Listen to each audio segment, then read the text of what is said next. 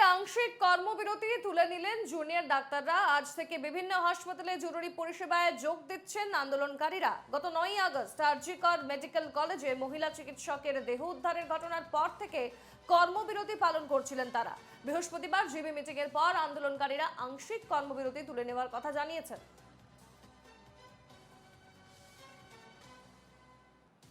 এই মুহূর্তে আমাদের সঙ্গে সরাসরি মালদা মেডিকেল কলেজ থেকে রয়েছেন প্রতিনিধি সুমিত ঘোষ। সুমিত, শুক্রবার স্বাস্থ্য ভবনের সামনে ধর্ণা তুলে দেওয়া হয় এবং সেখান থেকে মিছিল করে সিজিও কমপ্লেক্সে গিয়েছিলেন জুনিয়র ডাক্তাররা। তারা জানিয়ে দিয়েছিলেন যে তারা আজ থেকে জরুরি পরিষেবায় যোগ দেবেন এবং এই মুহূর্তে মালদা মেডিকেল কলেজের কি ছবি?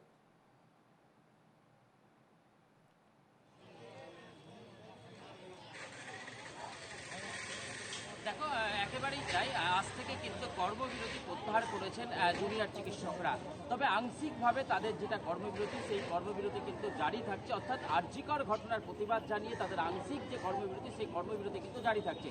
তারা এই মুহূর্তে অর্থাৎ আজকে থেকে তারা জরুরি পরিষেবায় কিন্তু যোগদান করেছে।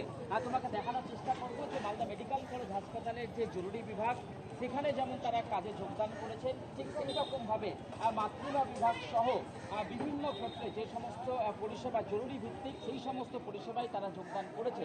তবে আরজি করের ঘটনার প্রতিবাদ জানিয়ে তারা এখনই আউটডোর পরিষেবায় তারা যোগদান করছে না। তাদের এই কর্মবিরতি জারি থাকবে। আমি একটু দেখানোর চেষ্টা করবো এই জরুরি বিভাগ এতদিন ধরে, অর্থাৎ তারা প্রায় 42 দিন ধরে কিন্তু তারা যেটা কর্মবিরতি চালিয়ে এসেছিল, যার ফলে এই এমার্জেন্সি পরিষেবা সহ বিভিন্ন পরিষেবা কিন্তু সিনিয়র ডাক্তারদের কাঁধেই পড়েছিল, পরিষেবা চালাচ্ছিল তারা। কিন্তু আজ থেকে তারা এই কর্মবিরতি থেকে হতে দাঁড়িয়েছে। তারা জরুরি পরিষেবা সহ বিভিন্ন যে সমস্ত জরুরি পরিষেবা, সেই সমস্ত জরুরি পরিষেবায় কিন্তু তারা কাজে যোগদান করেছে।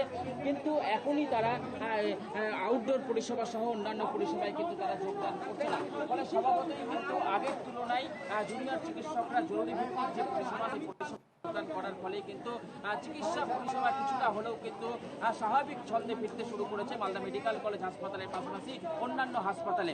এবং তার পাশাপাশি তোমাকে আরও একটি কথা বলবো যে মালদা মেডিকেল কলেজ হাসপাতালের জরুরি বিভাগের পাশেই রয়েছে এই আউটডোর পরিষেবা। এই আউটডোর পরিষেবা কিন্তু খোলা রয়েছে, তবে এই আউটডোর পরিষেবায় কিন্তু কাজে যোগদান করছেন না জুনিয়র চিকিৎসকরা।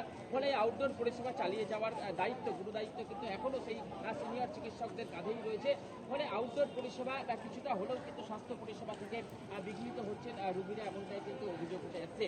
তবে আগামী 27 তারিখ সুপ্রিম কোর্টে আবার শুনানি রয়েছে, সেই দিকে তাকিয়ে রয়েছে জুনিয়র চিকিৎসকরা। এবং তারপরেই তাদের যে আগামী পদক্ষেপ, অর্থাৎ তারা পুরোপুরিভাবে কাজে যোগদান করবে, সেই কথা কিন্তু তারা জানাবে। সব মিলিয়ে কিন্তু রাজ্যের প্রতিটি হাসপাতালের পাশাপাশি মালদা মেডিকেল কলেজ হাসপাতালেরও আজকে সকাল থেকে একই ছবি।